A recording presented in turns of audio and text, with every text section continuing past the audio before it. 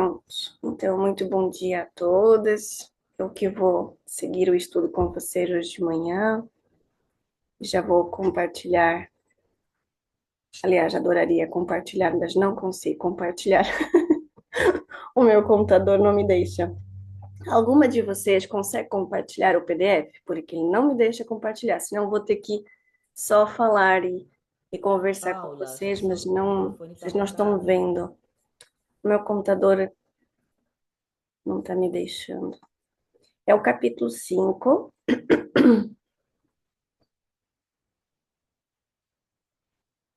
Deixa eu pegar aqui, porque eu realmente não consigo compartilhar.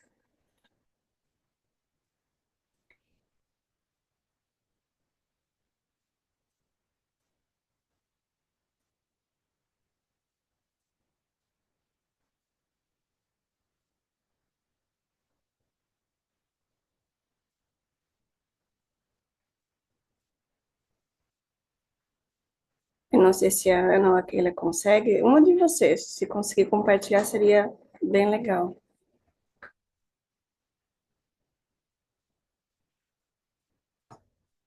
Ele começa, eu tô aqui já praticamente no capítulo 5. Ele começa na página. Olha, ele começa na página 113, só que a gente está um pouquinho mais para frente, né? A gente já falou sobre as avaliações. Eu não sei se vocês estavam na aula passada, vocês estavam no nosso estudo passado, não? Vocês querem que eu faça uma revisão? Sim? Então, beleza. Eu não estava, eu estou entrando hoje, primeira vez. Ah, tá bom. Então, tá joia. Então, eu vou fazer uma revisão com vocês, então, do capítulo 5. Joia. Eu tô com ele aqui na frente, tá? Mas eu não consigo compartilhar. Então, nós temos os princípios da terapia da reabilitação vestibular, que a gente usa uma avaliação detalhada, que eu creio que até gostaria de escutar da vossa parte como é que vocês usam essa avaliação, como é que vocês avaliam o nosso paciente na área vestibular. Então, a gente observa os movimentos dele e a gente também é, realiza a avaliação oculomotora, a gente avalia também os sinais e sintomas, obviamente, pela história clínica do nosso paciente, e a nossa observação em relação também à postura dele, também que é importante, né? E a gente falou sobre a avaliação funcional, a avaliação dos sistemas musculoesqueléticos, a avaliação neuromuscular e sensorial, e a gente também avaliou os sintomas, a avaliação dos sintomas vestibulares primários e as suas características autonômicas, né? E na quarta etapa, que é a identificação dos seus fatores encadeantes. E a avaliação cinético-funcional que a gente faz com ele. Porém, é importante, gente, avaliá-lo desde que ele está chegando no consultório, que é isso que a gente conversou com a Dani na última aula também, né? A história clínica dele é de suma importância para a gente proceder para os nossos, né, dentro dos recursos que a gente tem, o que é que a gente vai optar por otimizar aquele momento, né? É assim que vocês prosseguem também na vossa avaliação? Sim. Também, né? Aí, entretanto, nós entramos falamos sobre a adaptação, sobre a habituação e sobre a substituição. Vocês lembram a diferença? Vocês lembram a diferença sobre adaptação, habituação e substituição? Ou quando a gente usa, aliás, quando é que a gente vai optar por usar alguns exercícios desse gênero? Vocês querem me dizer?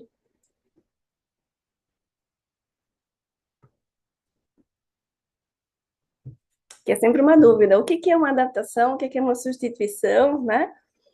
Que nem está na apostila, né? E o que que é uma habituação?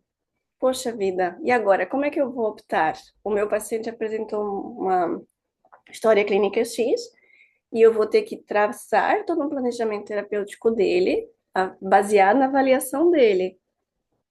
Vocês querem me falar o que que vocês acham, a diferença entre os três? Podem falar o que Hum, vocês acham. Eu não, gostaria de saber o eu prefiro não falar porque eu tenho muita dúvida. dúvida, tá? Preferia que você, se você conseguir retomar. Retoma. E Keila, você quer falar alguma parte? que você mais usa? Eu falei, eu uso mais esse aqui porque o meu paciente apresenta isso. É, geralmente, assim, a gente, pela história clínica do paciente, a gente vê a necessidade do tipo de exercício, né? Então, por exemplo, um paciente que ele está com déficit em algum dos três sistemas, ou no vestibular, ou no proprioceptivo, ou no visual. Aí a gente faz uma substituição quando ele não tem mais condições Isso, de ter o sistema vestibular voltar por por exemplo, uma doença de Meniere, que já é uma coisa mais séria, a gente faz a substituição, né? A gente coloca um outro sistema é, sobressair sobre aquele que ele perdeu. Então, esse seria a substituição, correto? ó, tá certo. A adaptação é, por exemplo, o paciente que ele tem dificuldade com questões muito dependente visual, Sim, né? Ele é muito dependente visual. Aí eu vou colocar exercícios para adaptá-lo novamente com aquilo que ele tem dificuldade. integrá-lo, ok, tá? Isso, né? Aí a substituição, a adaptação e o outro é a É a habituação. habituação. Então, por exemplo, um paciente que quando ele abaixa a cabeça, ele fica tonto, tem a tontura, tem a vertigem. Então, eu vou proporcionar a ele exercícios é, que aos poucos vai novamente adaptá-lo para que ele não tenha mais essa vertigem ao abaixar, ou andar na rua, ou ao ir dentro do mercado, por exemplo. A pessoa chega no mercado, aí aquela vertigem visual, ao olhar, né, para as prateleiras, ele tem uma vertigem visual. Então, eu vou pegar exercícios, né, para ele se acostumar novamente com aquele ambiente que ele está. Seria Muito mais ou bom, menos a isso, assim, uma linguagem mais dessensibilização. simples. Tá certo, tá muito bom, muito bom, Keila. Eu vou fazer um resumo e vocês podem também anotar se vocês quiserem, tá? Se bem que a nossa apostila aqui, o nosso PDF está muito bem escrito. Então, assim, em relação à adaptação, o objetivo é melhorar o ganho do reflexo vestíbulo ocular, que é o RVO, né? Para estabilizar a visão durante os movimentos da cabeça, que nem aquela falou aí muito bem. Como é que ele funciona? A gente trabalha visando a neuroplasticidade do sistema vestibular central, ao expor repetidamente, né, ao sistema, o erro sensorial, por exemplo, a visão borrada, os movimentos, né, com movimento, né, que nem você falou mesmo, né, usando isso no seu paciente. A gente vai usar principalmente os exercícios de adaptação, por exemplo, em pacientes com hipofusão vestibular unilateral ou bilateral, que aparece no nosso consultório, queixas de oscilopsia, visão saltitante que não consegue estabilizar a visão ao movimentar a cabeça, ou alterações, como eu falei, do RVO, identificadas por testes clínicos ou exames também, né? Então, exemplos de exercícios, por exemplo, exercícios de gás, estabilização que a gente tem, é, movimenta, mantém o olho fixo, né, no alvo e movimenta a cabeça, inicialmente leve, depois gradativamente você vai aumentando a velocidade até 2 Hz, ou então o olhar, a cabeça fixa e o olhar girando, você tem vários exercícios que a gente tem, que a gente chama de exercícios de gas stability, né? E movimentos com a cabeça com fixação ocular, que nem eu falei. A gente tem várias variâncias, tanto na diagonal, dependendo do achado clínico que você encontrou no seu paciente. Tudo bem até agora, Ana e Keila? Sim?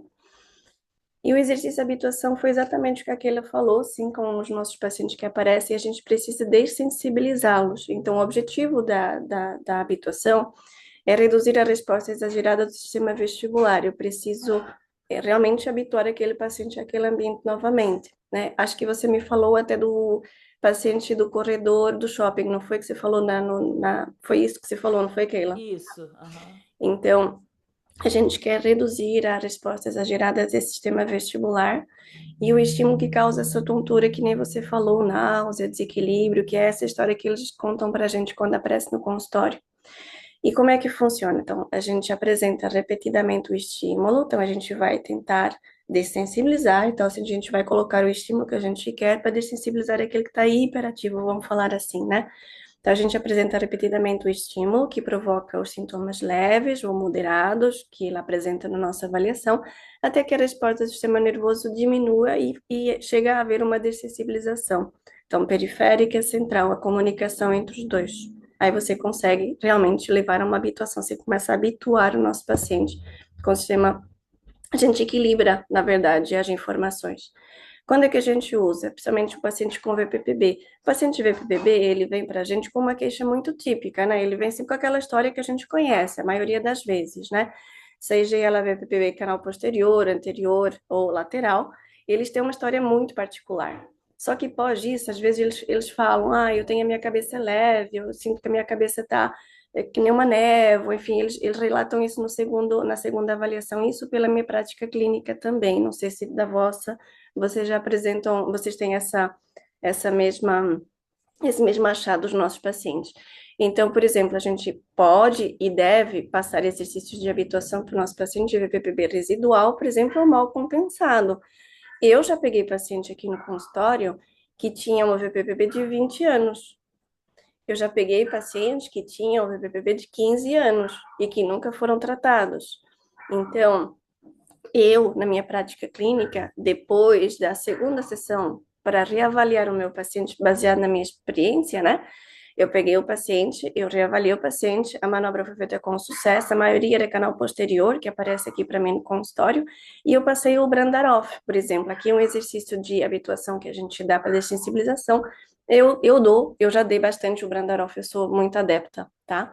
A VPPB residual, principalmente nesses casos que eu falei agora, que já aparecendo aqui no consultório. Vocês tiveram casos desses nas vossas práticas clínicas de pacientes que não foram diagnosticados com VPPB e vieram com uma VPPB de muito tempo? Eu tive um recente, ele não foi diagnosticado, e aí, infelizmente, ele acabou tendo quadro central associado, Entendi. né? Então, aí, quando ele só veio procurar quando ele já estava com quadro central. E Hum, aí, só que aí ele me contando na anamnese, ele tinha VPPB anteriormente, né? Então, era um nistagmo extremamente difícil de se identificar, porque eu trabalho com neurologista, sim, né? Eu saí do lado, fui falar com ela para a gente analisar juntos, né? Porque ficou bem difícil de analisar, né? Por de causa desse avaliar o quadro paciente. central, Poxa, por causa desse quadro central dele, né? Mas ele estava aí, pelo que ele me contou, uns 15 anos já, com a de história da história. nossa VPPB típica, né? Poxa. É, A gente imagina que não vai acontecer, mas infelizmente, pelo lado do paciente, acontece, e eles vêm até a gente com essa história, e é que nem você falou, e vem de 15 ou mais anos e não foi diagnosticada da forma correta, e evoluiu, simplesmente, né? E você, Keila, você teve algum caso desse no consultório, na sua prática clínica, que apareceram de muito tempo, no qual tivemos que avaliar que nem a Ana? Não, eu estou muito no começo ainda, né? Estou começando agora, então assim, ainda não tive um paciente assim. Mas eu tenho uma dúvida, porque, por exemplo, tem pacientes que têm a VPPB e mesmo sem a manobra, passando os dias, os cristais voltam sozinhos, né? E ele não tem mais aí o quadro de vertigem, de melhora, digamos assim. E tem paciente que, se não fizer a manobra, ele vai ficar ali com esse quadro residual. É, é uma característica pessoal que faz uns melhorarem e outros não? O que pode acontecer no caso que você me falou, pela minha experiência também, por tudo que eu li, o que pode acontecer é o paciente, sem querer, querendo, sabe? Fazer. Vamos imaginar que ele tinha, eu não sei qual que era o canal, que tinha a deambulação do cristal, mas ele pode acontecer de eles conseguirem virar na cama, se fosse um lateral, virou na cama e refez a manobra sozinho. Pode acontecer, sabe? Isso eu já escutei durante a minha prática clínica, né? E isso pode acontecer. Ele mesmo, sem querer, está fazendo a manobra, né? Principalmente no canal lateral, que o que eu jamais vi, eu vi mais em canal lateral. O posterior também não é difícil a gente escutar isso, mas eu escutei mais de canal lateral. Ele sozinho, sem querer, virou na cama, fez e olha, passou, doutora. Não tenho mais a minha vertigem, tá? Isso pode acontecer. O segundo que pode acontecer também, que eu já escutei na minha prática clínica, foi, sabe os debris? Os debris também incomodam, tá? E eles deixam, principalmente um paciente idoso, que acaba tendo perca de massa óssea, e o debris não deixa de ser também uma otocônia, né, formada com o mesmo princípio, né? Então, esses debris podem realmente sedentar, né? Ficar sedimentados e pode realmente, assim, esse pozinho, como falar assim, voltar. Pode acontecer também. Eu lembro que o professor Paulo uma vez tinha me falado bastante disso, das aulas dele, ele fala bastante sobre o PVPB e ele fala bastante sobre esses casos até atípicos que podem acontecer. Da minha prática clínica, na minha experiência, pelo que eu escutei, isso é possível, mas sem querer, você entendeu? Mas não que eles tenham feito isso por saber o que estavam fazendo. E temos aquelas pessoas que também aparecem no consultório e falam, doutora, eu fui ver no YouTube, que também não é certo, né? Mas não é esse que a gente está falando, né? A gente está falando principalmente esses que sem querer fazem a manobra ao virar na cama. E simplesmente nos relatam, olha, não senti mais nada. Ou tem a outra questão que é a terceira, será que era uma vertigem mesmo? Será que era uma VPPB? Porque também tem essa. Porque às vezes os pacientes não sabem nem a diferença entre vertigem e tontura, que também tem isso, viu, Keila? Eles não sabem relatar para a gente. E nós que temos que saber ainda identificar se é uma vertigem, se não é. A gente tem que perguntar para o paciente. O senhor, quando você está deitado, por exemplo, sente essa vertigem, o ambiente está girando ou ele está parado? A gente tem que saber explicar as duas coisas, né? Porque, de fato, a maioria não sabe a diferença entre um e o outro. Então, por isso que eu até pergunto, na terceira opção será que era uma vertigem? É isso que a gente tem que ter na nossa mente, nossa prática clínica, Keila, tá? E Isso faz. criança? Criança eu já atendi e foi justamente por esse motivo que eu entrei aqui nos cursos do professor Paulo e da professora Dani também. Quando eu comecei a atender os nossos pacientes adultos, né, que mais vinha era adulto no meu consultório. E eu me deparei com crianças já aparecendo no meu consultório, crianças de 7 anos, de 8 anos, não foram assim tantas que eu atendi, isso eu vou falar aqui na minha prática clínica, que eu acho que é interessante a gente poder dividir, até porque é, é um estudo entre a gente, né? As crianças que eu atendi, eu tive essa dúvida. Entrei em contato com o professor Paulo na época e perguntei, e ele me trouxe num dos cursos que eu fiz parte. Ele falou, Paulo, é exatamente a mesma manobra, exatamente a mesma conduta que a gente usa em relação aos nossos pacientes adultos. Eu falei, poxa, tá legal, tá, mas o que é que a criança apresenta? Por exemplo, qual que é a história que a criança vai relatar para mim? Porque às vezes eles infelizmente não são diagnosticados a tempo.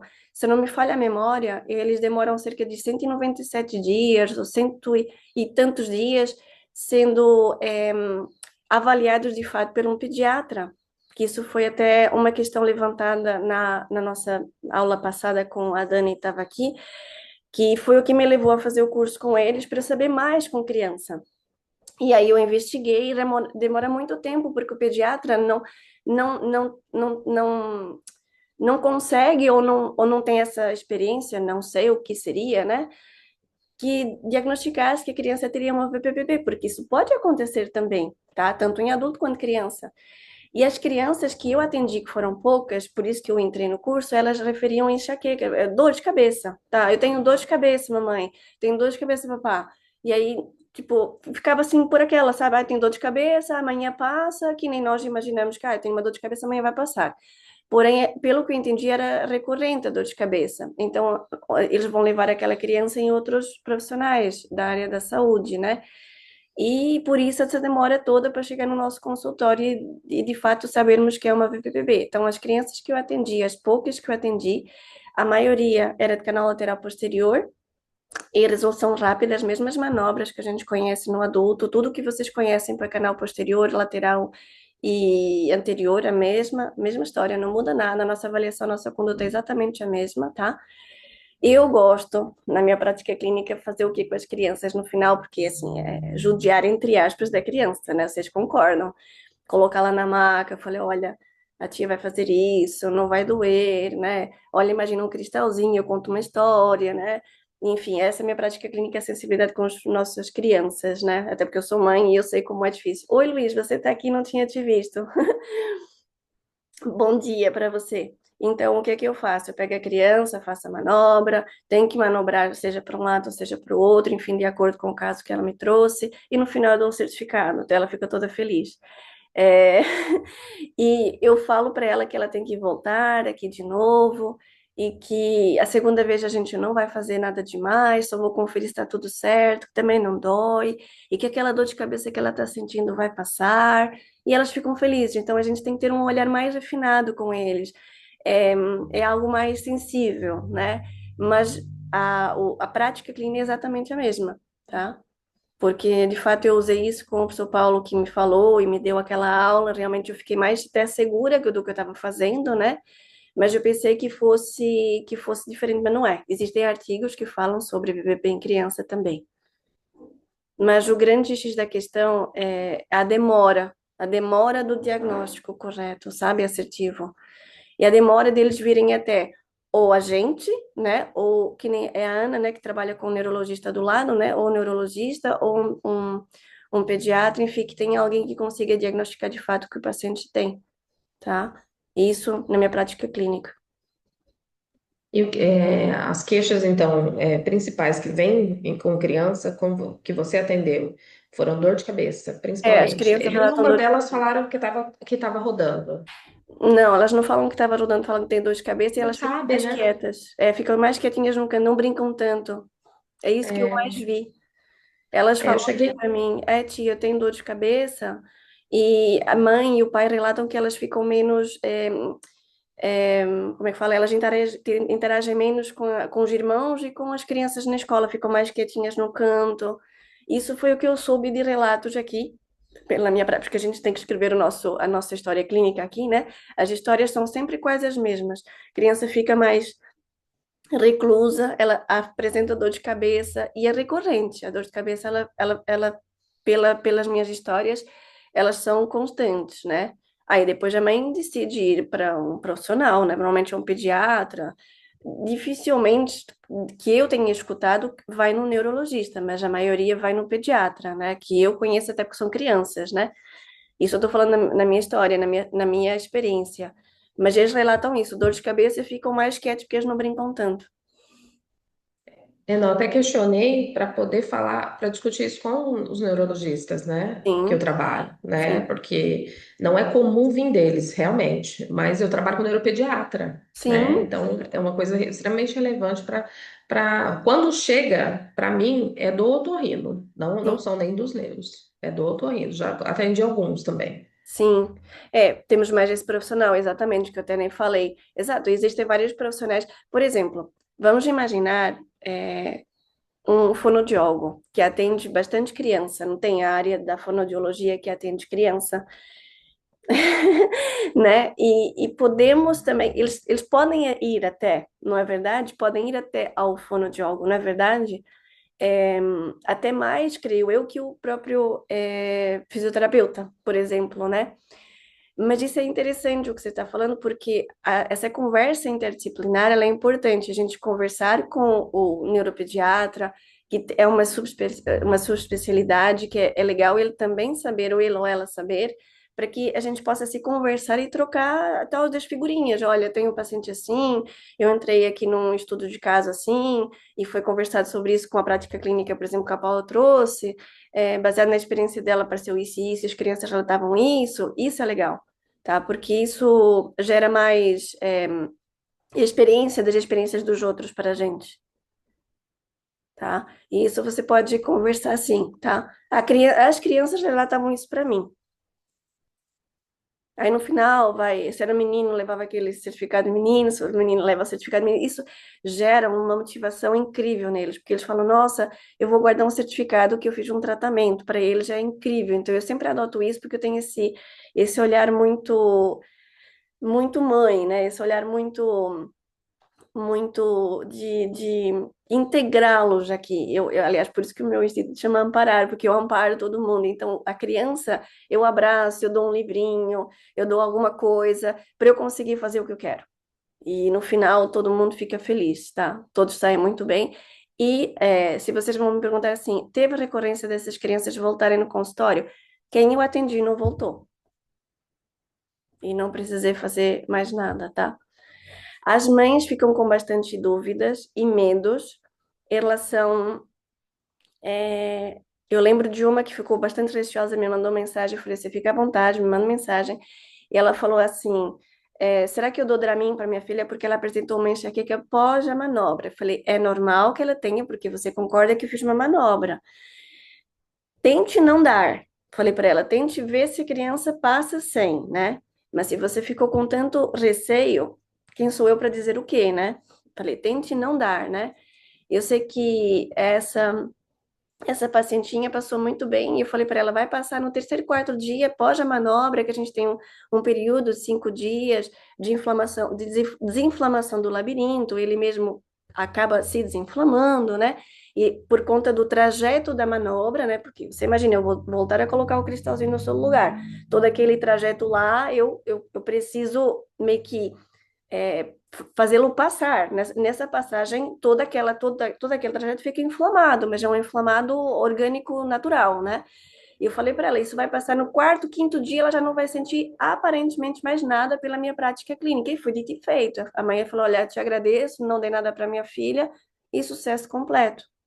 Então, isso baseado na minha prática clínica também, porque isso eu acho que é importante a gente poder usar esse tempo aqui para comunicar e passar a segurança que eu estou passando para vocês, porque isso foi o que aconteceu comigo. Então, as mães ficam até com muito medo. Ai, será que eu dou? Nossa, minha filha está com dor ainda, mas é uma dor diferente. Tá tudo bem, foi feita uma manobra, acontece isso. Deixá-los claros, né, do que pode acontecer.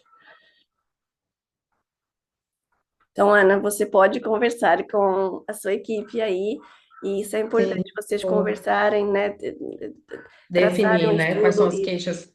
é, quais são as queixas relevantes. Depois eu vou procurar alguma coisa também, algum artigo, alguma coisa, se você tiver Tenho alguma sim. coisa. Eu tenho. Eu posso mandar no nosso grupo, tá? Você está no nosso grupo. É que tem tantos. Não sei. Qual grupo que você tá da gente? Eu entrei só na comunidade, ainda não entrei, porque eu vou ter a primeira aula com a Dani agora, 10h30. Você vai ter. Você faz o seguinte, porque eu talvez não sei onde é que você está e onde é que, qual que é o seu número. Se Quer você mandar para a mandar um Dani? oi, você manda um oi lá num dos grupos que eu vou ver, pode ser? Tá, combinado, Fala, tá certo, tá Paula, ótimo. estou aqui. Eu sou a Ana que conversou com você, só para saber quem você é. Tá Porque bom, é muito agradeço. grupo e eu não sei onde é que você tá. Aí você me manda que eu mando sim, tá? O que o seu Paulo mandou pra gente. É muito legal, de verdade. É muito legal a gente poder entrar nesse mundo da pediatria, porque as nossas crianças também podem passar por isso, não é só os adultos. Claro que acomete uma grande faixa etária de idoso, né? A gente sabe por quê, o que que cursa, né? Mas as crianças não podem também ser descartadas, elas precisam ser avaliadas tanto quanto, né, os outros pacientes, né? Então, prosseguindo aqui na habituação, que eu acho que é importante, está na nossa apostila, está muito bem escrita a habituação também, né? Eles falam aqui na nossa apostila os exercícios que estimulam o paciente a adotar posições, movimentos que provocam os sintomas, causando estabilização, como eu falei da dessensibilização, né? A gente pode usar, como eu falei, e dei uma pausa sobre a VPPB residual ou mal compensado, a síndrome visual vestibular, as cinetoses, que a gente também conhece na nossa prática clínica, né?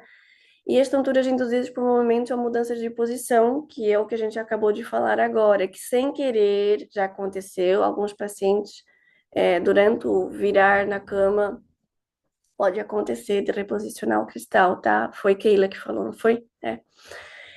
E exemplos de exercícios que eu trabalho, e não só eu, todos creio que na habitação, o Brandaroff, quando a gente tem uma VPP residual, eu sou adepta ao Brandaroff, já passei para alguns pacientes adultos, sim. Movimentos repetitivos com a cabeça, olhar e tronco provocam sintomas leves, que nem o RVO cancelado, a gente usa bastante, né? Subir e descer escadas, virar a cabeça, enfim, trabalhar na função que o paciente relatou, né? Eu tenho que, eu aqui estou falando de uma forma sucinta, mas eu tenho que me espelhar e me basear na história clínica deles. Olha, doutora, eu não estou conseguindo fazer isso, essa é a minha queixa, então, baseado na minha queixa, eu tenho que replicar aqui no exercício. Mas se for uma VPPB residual, eu uso o Brandaroff, que eu acho que vocês lembram como é. Lembram como é? Sim, sim. E o exercício de substituição, que nem aquela falou, é muito bem falado, a gente tem uma perca, tá? Alguém não está funcionando, tá? Então, se a gente tem, por exemplo, uma neurite vestibular, né, que o nervo vestibulocochlear não está funcionando da forma correta, ele teve algum problema, alguma inflamação ali, eu preciso realmente fazer uma substituição, que é compensar a perda vestibular utilizando pistas visuais, por exemplo, proprioceptivas, eu posso usar para manter o equilíbrio e a orientação espacial, tá? Como é que funciona? Então, eu posso ensinar o paciente a usar outros sistemas sensoriais, a gente tem os 3 sistemas integrados, mas um, por exemplo, não está funcionando da forma adequada, E eu posso usar a visão ou somatosensorial nele. O somatosensorial a gente usa bastante para suprir a perda e a redução da função vestibular. Quando é que eu vou usar nesse tipo de paciente a substituição? Eu vou usar, por exemplo, na perda vestibular bilateral, que nem eu falei, severa ou unilateral também. Existem pacientes que podem evoluir, por exemplo, de um caso para um outro, que a gente tem que ter essa experiência clínica, por exemplo. Um paciente VPPB canal posterior evolui para uma hipofusão vestibular. Já tive, né? Não vou falar que não, tá? E por isso que a gente tem que ter esse planejamento. Eu tenho que saber que a curto prazo eu vou fazer isso, a médio prazo eu vou fazer outra coisa, e a longo prazo, ou que está dou alta para o paciente porque resolvi a queixa dele. Também pode acontecer. Então, eu vou usar numa perca bilateral ou unilateral vestibular, né? Déficit crônico, comprometimento funcional, por exemplo, dificuldade com a marcha ou equilíbrio em ambiente escuro ou irregular, porque eu preciso trabalhar essa adaptação nele de novo, né, com a substituição. Exemplos, por exemplo, eu posso usar exemplos de acordo com a história dele, pode ser marcha com cabeça parada, olhar fixo, pode ser marcha com olhar lateral, fazendo rotações laterais, né, inclinações também, posso inclinar, posso fazer rotação que simula ou atravessar a rua, por exemplo, ou eu tive um paciente há pouco tempo que foi, a queixa dele era dirigir. Então, o dirigir, ele precisa parar em algum lugar, ele precisa olhar, né? Olhar para cima, olhar. Tem que olhar em várias direções. Então, eu posso trabalhar diagonal, posso trabalhar lateral, posso trabalhar anteroposterior, cima e baixo, posso trabalhar de várias formas aqui dentro do consultório, replicando, simulando as funções que ele não estava conseguindo trabalhar. Eu sou muito adepta também a terapias manuais, tá? Eu gosto muito de trabalhar ali a parte cervical do paciente. A maioria desses pacientes aqui, não é que todos, né? Mas na minha prática clínica agora, eu vejo que há sempre um aumento de tônus na cervical e a gente sabe que a gente tem as coaptações dos reflexos nas cervicais. Então, eu gosto bastante de sensibilizar e depois trazer o paciente para os nossos exercícios em seguida e eles têm uma boa resolução do caso. Tarefas de equilíbrio, como superfícies firmes ou instáveis, a gente precisa também sensibilizar o paciente, né? E fazer a substituição, obviamente. Estratégias de recalibração, vou recalibrar a parte sensorial com apoio visual ou sem apoio visual, enfim, cabe a mim saber o que é que eu vou fazer de acordo com a história do paciente, tá? Então, só que fazendo um resumo para vocês guardarem aí. Então, adaptação, corrigir o RVO. E a gente tem os exercícios lá que eu falei, cabeça parada, cabeça em movimento, olhar fixo. Hipofunção vestibular ou unilateral, vai. E a gente usa HZ1 ou HZ2, que são esses exercícios que estão aqui na apostila que ela tem cá, tá? Que a gente pode até passar. E habituação, reduzir a hipersensibilidade, VPPB residual, cinetose, todos os que eu falei, e a gente pode usar como exemplo no final uma VPPB residual, o Brandaroff também adaptado na nossa prática clínica. A substituição, usar a visão para a percepção, porque a gente vai ter que fazer uma substituição de sistemas, né? A gente vai ter que chegar naquele sistema que ficou machucado, entre aspas, e tentar trabalhar a integração deles, né, com o que temos. Então, a perda visual, perda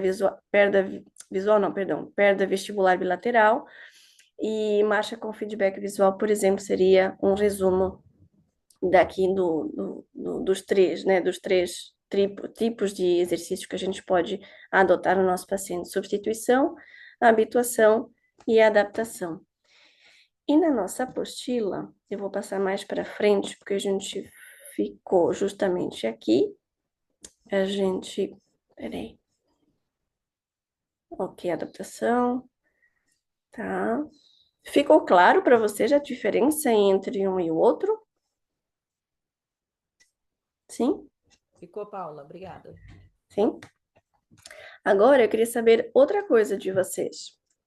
Na nossa apostila, na página 116, foi algo que também a gente conversou aqui na nossa aula, mas eu queria que também vocês não tivessem, e é de suma importância para a gente poder passar também na nossa apostila aqui, que é o aconselhamento ao paciente. Essa linguagem compreensível, como é que vocês usam? Queria escutar de vocês na vossa prática clínica, como é que vocês conseguem trazer esse paciente, ou como é que vocês fazem, né? O adaptar o paciente, o trazê-lo para o exercício e e para o caso dele, como é que a gente consegue trazê-lo para nós e motivá-lo ao ponto de trazê-lo para a cooperação da nossa fisioterapia? Como é que vocês fazem com que ele, ele tenha que cooperar e ele entenda que a parte dele é importante? Eu sempre falo que 50% parte de mim, 50% parte dele. Se eu fizer 50% e orientar com todo o meu conhecimento, os outros 50% depende dele, porque ele precisa entender que os exercícios que eu irei passar são exercícios específicos, personalizados para aquele caso que ele precisa entender. Eu falo que é a pílula do milagre. Ele precisa tomar atenção que aquilo que eu estou passando precisa ser feito dentro daquele tempo e naquele dia, até eu mandar parar. Como é que vocês fazem?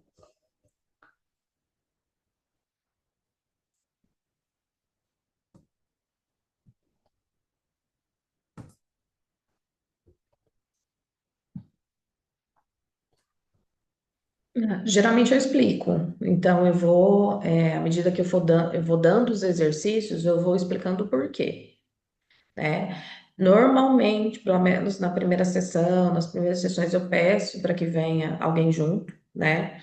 Porque eu atendo muito idoso, e aí eu oriento, eu faço os exercícios, explico o porquê, faço a relação para que eles entendam, né?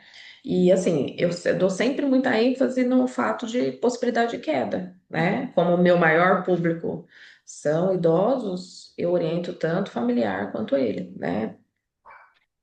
Muito bom, Ana. Não, Você costuma você costuma desenhar no seu receituário? Você costuma deixar alguma coisa claro, visto que estão idosos? Você costuma deixar algo mais claro para eles levarem? Como é que você faz na sua prática clínica? normalmente eu uso o WhatsApp. Por quê? Porque eu sempre peço, como é idoso, né? Sempre peço, geralmente entra filho, alguém em contato comigo, né? Uhum. E aí eu deixo documentado no WhatsApp. Eu falo, olha, já entendeu esses exercícios? Eu vou passar. Aí eu mando mensagem para os filhos, para cunhado, seja quem for, orientando quais os exercícios que foram realizados, o porquê, e ainda é para tomar cuidado, né? Então, assim, eu sempre faço alguma coisa direcionada, só que eu faço individual, eu não tenho nada pronto, Uhum. né? Mesmo porque não tem como, né? Não tem como, exatamente, que é isso que eu São queria orientações falar, que diferentes. é o que está É, não aqui, tem. tem que ser personalizado, né? Mas é assim, é uma coisa interessante às vezes ter alguma coisa impressa mesmo para mandar quando ele saia, né? Uhum. Mas eu não uso desenhos. A única coisa que eu mando, por exemplo, quando tem que eu passo Brandaroff, aí eu Sim, mando vídeo. sim. Além de ensinar, além de orientar, chamar o familiar para fazer junto, eu faço no familiar para que ele entenda e possa fazer com o idoso, e aí sim eu mando vídeo, Sim. né? Olha que interessante o que você falou exatamente. Aqui, eu não sei se se você também recebeu, eu mandei num dos grupos, que eu não sei se é nesse que você tá, eu uso o título, tá, como dieta, mas eu não gosto da palavra dieta, né? Mas eu deixei, até porque tá aqui também no na nossa apostila dieta, estilo de vida, eu deixei ainda com esse nome, mas eu não gosto muito desse nome, né? Quando eu me formei lá atrás, na faculdade Inspirar, eu tinha, esse professor me falou isso, e eu guardei isso, fiz é, e impresso, tá? Eu fiz e dou para o meu paciente, principalmente as VPPBs, tá? Porque é o que mais aparecia na época, né? E eu fiz. Como se fosse, é algo neutro, mas que vale para todos, né? Mas não exercício. Exercício é personalizado que nem você. Eu escrevo no meu prontuário, eu lá no prontuário, sim, no receituário e dou para ele. Receituário, eu tiro a minha fichinha e dou para ele. Mas em questão de reeducação do paciente, por exemplo, que nem está aqui na página 116, a dieta e estilo de vida podem controlar até 60% da vertigem. Quando é uma VPB, por exemplo, eu fiz a manobra, voltando à manobra de novo. Lá na época, o meu professor tinha me orientado a fazer como se fosse. Ele mostrou até a da dele, eu fiz mais ou menos parecido, né? Que a gente deveria fazer um modelo no qual a gente teria que falar, por exemplo, eu tenho até o meu aqui, em algum lugar, eu tenho aqui recomendações de VPPB, só que tá assim, tá? Como recomendações para dieta, vertigem, paroxística benigna. Eu fiz aqui e mandei lá no grupo da gente, não sei se é o grupo que você tá, mas qualquer coisa você me avisa que eu mando, tá? E aí eu coloquei assim na época. Recomendações para dieta da alimentos irritantes labirínticos, que nem tá ali hábitos de vida. Tem paciente que a gente sabe que existem alimentos, tanto para eles quanto para nós, principalmente eles que estão no caso de pós-manobra, enfim, tem aquela inflamação tecidual, orgânica do labirinto, precisam fazer um cuidado redobrado ou triplicado em relação a alimentos que agridem o nosso labirinto, são inflamatórios, né? Então eu coloquei aqui alguns. Evitar açúcar, evitar, não é para ele tirar. Eu sempre falo para ele, o senhor ou a senhora não vai tirar de uma vez drástica, senão você vai entrar em abstinência desse alimento. Você vai só reduzir. Ah, você toma, por exemplo, sei lá, meio litro de café. Então, você vai tentar reduzir. O que que eu aprendi na época? Que a gente pode consumir, todos nós podemos, que não chega a agredir o nosso labirinto, até 4 xicrinhas de café pequenas, que seriam equivalentes a 250 ml. Até 250 ml é ok, o nosso labirinto não vai reclamar. Eu só não coloquei aqui, mas coloquei o café. Mas eu sempre aviso, ó, o senhor, a senhora até 4 xicrinhas pode, mas pode isso, o labirinto não vai querer muito, não vai achar que é muito legal. Então, o café, os sorvetes, os biscoitos recheados, os pães, as tortas, tudo que eu falo que é inflamatório. Então, eu coloquei uma lista aqui. Depois eu coloquei consumir o que de preferência. Coloquei lá os temperos naturais, as frutas que são importantes, beber água, os temperos que deveriam ser adotados, substituir o sal por temperos, alecrim, cebolinha, salvas, né? Tudo aquilo, todos os temperos que a gente sabe que fariam bem para a saúde, né? E eu coloquei a labirintite, apesar de eu não gostar desse nome, né? Porque isso é uma condição muito rara, mas eu acabei colocando porque é assim que eles reconhecem, né? Então eu coloquei lá e coloquei tontura, vertigem, distúrbios auditivos, porque às vezes eles pensam que é uma coisa só. Eles não sabem nem que tem 300 disfunções do labirinto, né? E aí coloquei como prevenir a doença, vamos lá. Aí coloquei evitar beber álcool, não fumar, controlar níveis de colesterol, enfim, coloquei toda uma série de condições. E ele vai ler o que que é uma hipertensão arterial, o que que é um colesterol, porque às vezes a gente fala, eles vão fazer um exame de sangue, mas não sabem nem o que que é. Então eu deixei de uma forma bem simples para o paciente ler. Então ele leva essa folha que está bem simples de ler, e aí eu explico isso aqui no consultório. E isso, quando é PPBB, com certeza eu dou isso aqui. Falei, e fora isso, senhora, a senhora vai ficar 5 dias de repouso. Não é que você vai fazer, ou a senhora ou o senhor não vai fazer nada. Você vai ficar 5 dias para que o seu labirinto, que nem eu falei da criança, desinflame naturalmente, tá? Você tem os 5 dias. No quinto dia, você vai ver que vai estar legal. Não vai ter mais nenhum sintoma, porque os sintomas vão degredindo, vai ficando legal. Até o quinto dia, você vai sentir tão bem quanto antes de ter a VPPB. Então, eu sempre oriento meu paciente nesse sentido aqui. Quando são questões de exercícios, de hipofunção vestibular, ou uma cinetose, ou um Meniere, por exemplo, ou as neurites vestibular que já apareceram aqui no consultório, é caso personalizado. Então, eu desenho na hora, ou já faço planejamento depois da avaliação, e falei, não, essa paciente, se ela evoluir bem e fazer isso e isso, eu tenho um prognóstico dela assim, assim, assim. Então, eu já faço. Então, eu explico, eu demonstro, que nem a Ana, né? Foi a Ana que falou, foi isso mesmo. Então, em relação a exercícios, sejam eles de habituação, substituição, ou de... peraí, substituição, me falhou o outro agora. Peraí, substituição, de habituação poxa vida, fugiu o outro agora. Isso, fugiu o outro, exatamente. É, a gente precisa avaliá-los de forma individual e saber o que a gente vai optar, né? Porque não são todos os pacientes que vão usar os 3 tipos. A gente não vai usar habituação, substituição e adaptação para todos. A gente vai ter que usar de acordo com o nosso planejamento, que é isso que a gente precisa pensar. Tudo bem até agora? Então, eu tenho essa folha que eu tinha falado, que eu fiz, mas é um exemplo, né? Não quer dizer que vocês façam igual ou que vocês vão optar por igual. De novo, eu não gosto da palavra dieta, mas eu deixei por conta do que eu aprendi no passado, né? E aqui também na página 116 da nossa apostila, vocês podem ver no finalzinho, tá lá, dieta de estilo de vida, podem controlar até 60% da vertigem. Por isso que eu coloquei aqui no meu papel, né? Portanto, o paciente deve ser orientado, que nem a Ana falou, a gente precisa orientá-lo E eu sempre falo, 50% parte de mim, 50% parte do senhor ou da senhora. Se o senhor cooperar comigo, o nosso sucesso será em conjunto. Então, como está ali, ó, caso não haja contraindicação médica, que é importante, né? São fornecidas as seguintes orientações que nem eu passei aqui. Tem que também avaliar se não tem contraindicação, né?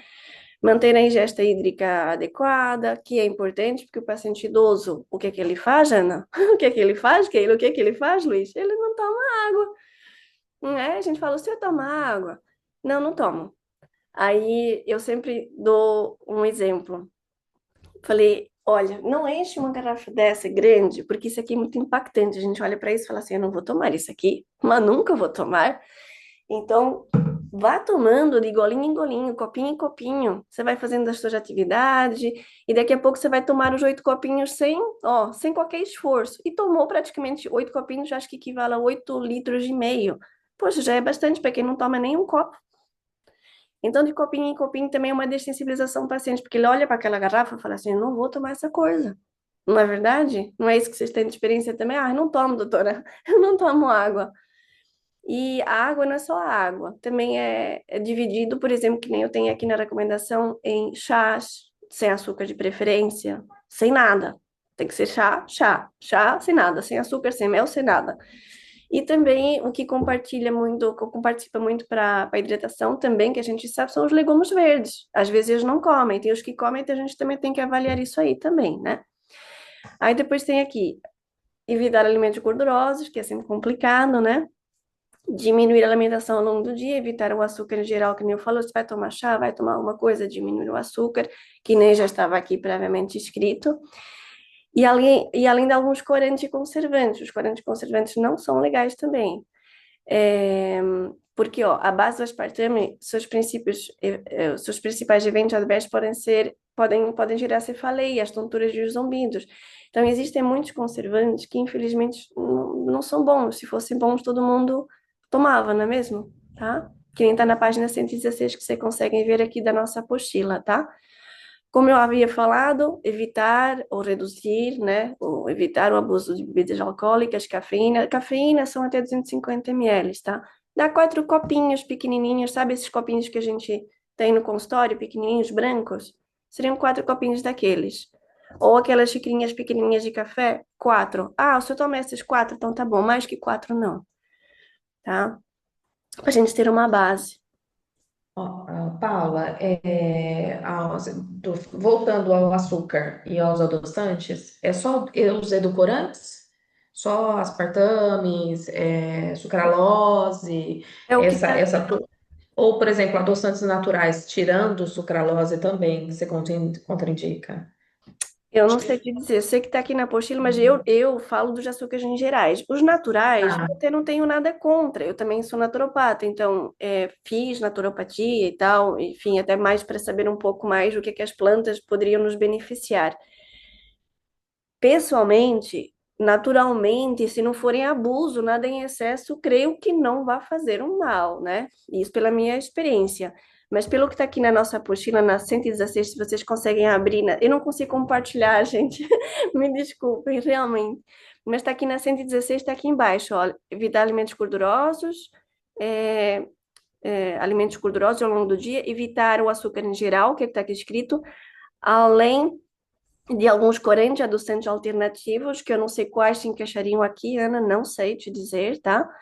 A base de Mas eu, aspartame, eu acho que ele está falando só porque ele complementa com a base de aspartame, né? Então eu exato, acho que pode ser, porque na verdade pode então não ser. entra xilitol, não entra os demais, eu acho que não, porque já me fizeram essa pergunta, Sim, né? sim, E aí eu não soube, eu falei, olha, justamente o que eu falei, assim, tudo que está em excesso faz mal, sim, né? sim, Já vai tomar cafeína, ainda vai sim. colocar um adoçante, né? Pode potencializar. Exatamente. Então, pela minha experiência que você acabou de falar sobre a sua fala, é isso que eu também digo. Eu não tenho a certeza absoluta, mas eu sei que tudo em excesso com certeza faz mal, isso a gente sabe. A gente opta sempre pelos temperos ou alimentos naturais, que nem eu coloquei aqui, alecrim, cebolinha, sálvia, salsinha. Substituir isso, por exemplo, pelo sal. A mesma forma procede pelo açúcar. Tudo que você possa se beneficiar de uma forma natural porém não químico, vamos falar assim, né? que é o que as meninas fizeram aqui no PDF. Foi exatamente isso, porque infelizmente o nosso ouvido, eu costumo falar que ele é meio, ele é papão, ele gosta de coisa legal. Se você comer uma coisa que não é legal, ele vai reclamar. Isso foi o que eu aprendi na minha prática clínica. Nós temos várias áreas do nosso corpo muito sensíveis, mas o nosso sistema vestibular e coclear ele é extremamente chato. Ou é coisa legal ou não é coisa legal. Se não for coisa legal, ele vai reclamar no dia seguinte ou no mesmo dia já, tá? Continuando aqui embaixo, ele colocou aqui, a gente pensava em incentivar os pacientes, que nem eu tinha falado, né? O incentivo, né? Da melhora para atividades físicas também, porque eu sempre recomendo para o meu paciente, no final do planejamento, o incentivo à prática clínica. O que que o senhor e a senhora gostaria de fazer? Ah, eu não gosto de fazer nada, mas a senhora já tentou? Ou o senhor já tentou? Porque tem essa, eu não gosto de fazer exercício porque ficou na mente deles, no subconsciente deles, que fazer exercício é uma coisa ruim. Tá, mas ruim até que ponto? Tem tantos exercícios, tem tanta forma, tem tanta atividade física que você pode ser feita de uma forma prazerosa. Será que já tentou? Que tem hora que nem tentou e fala que não gosta. Também tem isso. Então, eu sempre gosto de trazer o paciente para a importância do exercício físico.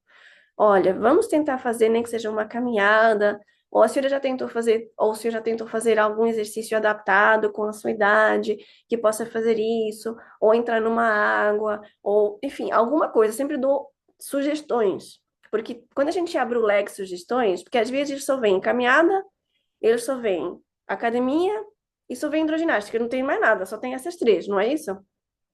Ah, cadê as outras coisas? Existem práticas de Tai Chi Chuan, Qigong, existem tantas práticas que às vezes eles nem conhecem. Então, eu, como trabalho com Qigong, Tai Chi Chuan, Pilates, Yoga, trabalho com essas habilidades, são exercícios que trabalham bastante a concentração, o corpo, a fluidez. Eu gosto de trazer essa vivência para eles. Pode ser que eles nunca vão fazer um yoga, nem muito menos comigo, mas pelo menos que saibam que existem. O Tai Chi Chuan não é tão comum, né? Não é tão difundido, mas tem também, se eu procurar. Falei, poxa, mas o que que é isso? As pessoas também têm um ledo engano em relação ao yoga. Ah, yoga é muito parado. Será? Não é não. Exige força. Então, existe um tabu, vamos falar assim, né? Que precisa ser quebrado. Eu preciso pelo menos tentar, nem que seja 2 aulas. E depois, se eu não gostar de fato, eu não faço. Então, a inserir a prática do paciente na atividade física, né, que é o final do meu planejamento, é de suma importância. Agora, se ele vai fazer ou não, não sei, mas pelo menos ele é orientado por mim. Vocês fazem isso também? Keila, Ana e Luiz? Eu estou numa cidade menor, então tem uma facilidade muito grande para achar yoga, né? Tai Chi Chuan, acho que é impossível achar que se for na cidade do lado. Não é tão pequena, mas também não é tão grande. Aham. Mas eu oriento sempre Pilates, que é o que a gente tem, assim, né, de mais fácil, né? Eu sempre oriento. A Uhum. grande maioria vai, viu? Que A bom, grande... que bom. Fico muito feliz que vão, porque é como você falou, do que tem ao vosso redor, para vocês orientarem, né? É o que eu falei, são práticas que o teste Chuan Qigong não são práticas tão comuns, né? Não é tão comum até o paciente nem nunca ouviu falar, até porque como vem do Oriente, né? Não é algo muito difundido entre nós. Mas a gente pode falar, né? Olha, existe essa prática, existe o Pilates, que realmente é extremamente completo, né? E orientar esse paciente a ir, né? A ir se mexer, porque a gente sabe que uma das possíveis causas é o sedentarismo, né? Vocês sabem tão bem quanto eu que paciente sedentário, infelizmente, pode acontecer, não pode? Pode, né, Keila? Já peguei bastante. Já peguei uma senhora faz pouco tempo, acho que umas 3 semanas, que ela estava há mais ou não é nem sedentarismo, né? Privação de movimento. Ela estava praticamente há umas 3 semanas só na cama, Pois é. né? Então, infelizmente, eles não entendem, né? Acham que ficando na cama quietinho, sem se mexer, sem vai ajudar muito, Sim. né? Por isso que eu falei aqui, como está na apostila, aqui na página, acho que 117, né? 117, exato. Que é o incentivo à prática física regular. É uma das nossas orientações já iniciais, porque é o planejamento que a gente sabe que no futuro, se o paciente na nossa avaliação, fala não pratica, doutor, exercício físico, já é uma coisa que fala assim, opa, peraí, eu preciso incentivar para me orientar esse paciente, não é mesmo? Eu gostaria de compartilhar uma experiência, Claro. igual você para o idoso, aí você tem esse papel que você entrega, né? E eu tenho uma paciente jovem de vertigem, de enxaqueca vestibular. E aí eu fui, fiz um PDF com as orientações, mandei para ela. Só que aí depois que me atentei, ela é jovem, ela não vai imprimir isso daqui. Aí ela mesma me deu a sugestão e aí ela fez um Forms, um Google Forms, onde ela tem acesso e eu tenho acesso. Aí ali ela vai colocando as atividades que ela faz, né, quantos exercícios, a evolução dela, e ali eu já vou acompanhando. Então, a sugestão para quem, né, porque tipo assim, a gente tem os idosos que não tem tanta essa facilidade com a tecnologia, mas a gente tem os jovens, né, de Sim, trabalhar dessa forma online através do Google Form ou de outras plataformas, né? sim, Para eles fica mais interessante. muito Assim, bom. então eu me surpreendi com essa paciente. Daí eu mandei para ela, falei, ó, imprime isso daí. Ela falou assim, ah, eu não posso fazer um Google Forms, aí eu tenho acesso, você tem acesso. E eu achei muito interessante, muito legal. Muito bom, Keila, essa partilha, porque a gente precisa, só para finalizar, a gente precisa entrar no mundo com essa tecnologia de cada um. Se for um idoso, é no mundo dele, de acordo com o que ele consegue, né? Porque tem tecnologia que às vezes ele não vai entender, mas se ele vai entender a tecnologia base do WhatsApp que nem a Ana usa, ótimo. Que nem a sua paciente, pô, ela pode ser mais jovem, ela ter também acesso a uma tecnologia que é diferente. O Google Forms é maravilhoso. E essa interação é isso mesmo, saber qual que é o viés da interação com o nosso paciente, seja o Google Forms, seja o WhatsApp, seja um papel, seja o que for, mas que interaja com a gente, né? Foi muito bom. Vocês ficaram esclarecidas, pelo menos nas três divisões que eu falei para vocês, que está na apostila. Sim, Foi ótimo, Paula. que bom. Luiz, tudo bem? Tranquilo? Sim? Alguma dúvida? Mas bom dia. Bom Não, é dia. que eu sou iniciante, né? Eu até agora ainda estou tentando montar esse quebra-cabeça todo. Mas eu estou gostando muito de assistir as palestras de vocês, o curso, tá? Tá muito bom para mim, tá? Infelizmente, onde é que eu moro, assim, moro em Araruama e é cidade pequena, né? Uhum, E assim, a procura é muito pouca, ainda não tem uma experiência clínica grande, uhum. né? Mas pelas orientações que você, tanto você quanto a Dani, o Paulo, tem dado, tem assim até evoluindo bastante, Que tá? bom. Só uma coisa que eu vou falar sobre o açúcar, é melhor você usar o açúcar cristal do que outros tipos de açúcar, que faz menos mal, Uhum. tá bom? É só isso, mas adorei muito, Que bom. tá? Na Obrigada. próxima segunda eu vou participar mais, se Deus É quiser. lógico, a gente aguarda vocês por aqui, com certeza, será um prazer. Tá bom, então, Paula, obrigada. Foi ótimo mesmo. Eu vou te Obrigada. chamar em algum grupo e pedir tanto os artigos de criança quanto esse protocolo de dieta de VPPB, que eu achei muito interessante. Por favor, me manda para eu saber quem é você no grupo, tá? Tá bom, então, Eu obrigada, estou num Paula. grupo. Hã? Ah, Ela tá desculpa. falando.